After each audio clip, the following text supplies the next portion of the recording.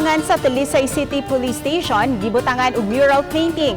Pipilasan na mental ni ini mga quarantine violators. Si Chona Carion sa report.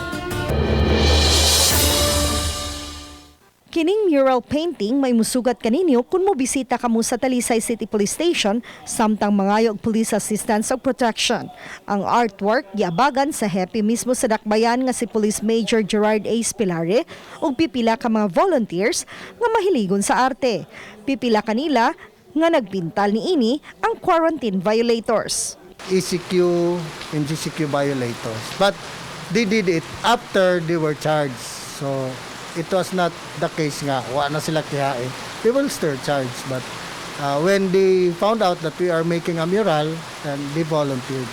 Nabutang sa mural painting mao ang advokasya sa Talisay Police alang sa kabataan sa dakbayan, lakip na ang PNP thrust.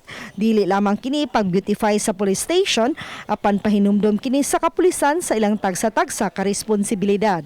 Uban ni Renante Quinones, Chona Carion, Balitang Bisdak.